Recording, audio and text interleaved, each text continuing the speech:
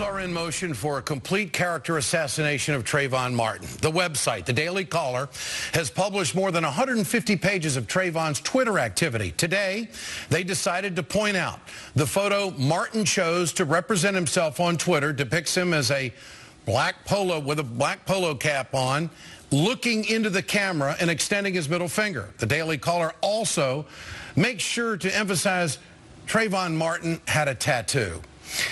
They are also making the case that Zimmerman was justified in pulling the trigger because the kid had a tattoo and posted a picture of himself flipping off the camera. Meanwhile, on Fox News, Hannity is hard at work slamming members of Congress who are demanding an investigation.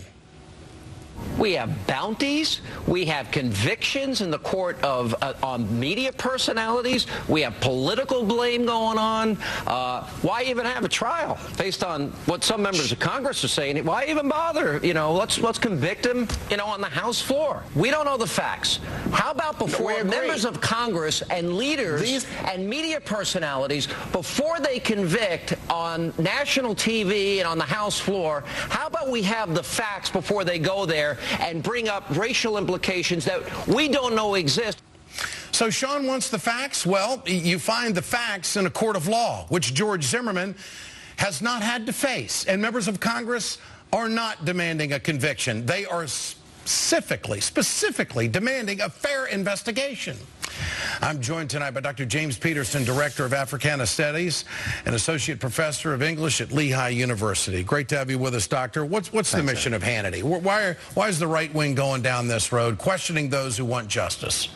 Well, Mr. Hannity is, you know, pandering to his fan base, and I think behind all of this is support for the NRA and other different lobbying efforts and legislative efforts by ALEC, and I think I can understand it from that perspective. Strangely, though, I think we want the same thing. We want a trial as well. We want justice as well. So Mr. Hannity's indictment of the media and of Congress doesn't seem to make too much sense if you consider the fact that all we're asking for is due process. All we're asking for is for the wheels of justice to begin turning in this particular case. I wish the Daily Caller would try like hell to go out and get the medical records, maybe from the first responders who fixed the broken nose and washed up the kid before they took him to the police station. Instead, they're working on Trayvon Martin's Twitter account. Sure. What does that have to do with this case at all, his Twitter account? And what do you think motivated the Daily Caller and some of these other right-wing websites that are doing stuff like this? Well, it's hard for me to get in the minds of a right-wing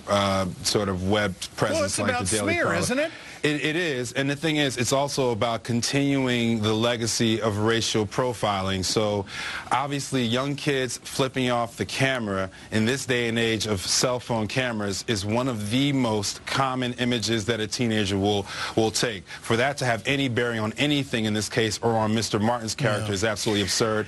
The tattoos, though, is interesting because, you know, people try to profile folk based upon having tattoos. Again, it's just the weakness in our society about how we handle different people that we encounter in different situations. Here's the Daily Caller's Tucker Carlson was on Fox pushing the Hannity line of attack. For people to weigh in, for professional race baiters like the ones you just saw on television, or the president himself to weigh in and make this a simple parable about white racism is very foolish, because it may not turn out to bolster that accusation, for one. And for another, do you really want to have a conversation about who kills who in this country? Do you want to look at the statistics? I mean, this is not a conversation that we ought to be, that political figures ought to be weighing in on. When did the president Doctor, what's your response to that? Well, Mr. Carlson, once again, is kind of way off base here. Remember, he was behind some of the Breitbart crap that we've had to deal with in the past. And this, to me, just smacks of the problem on the whole, is that these folks are engaged in trying to distract us from the mission of pursuing justice for Trayvon Martin. The bottom line here is institutional racism is an important thing for us to consider when we look at the ways in which he was profiled by Mr. Zimmerman, and the ways in which the Sanford Police Department historically has operated, and the ways in which the Sanford Police Department handled this particular case. We have to ask some of those big questions about institutions. And you know what? They can accuse me of being a racist and accuse us of being race baiters as much as they want to. We're still going to pursue the case, pursue justice, and keep talking about the things that are important for this particular issue. Dr. James Peterson, great to have you with us. Thanks so much.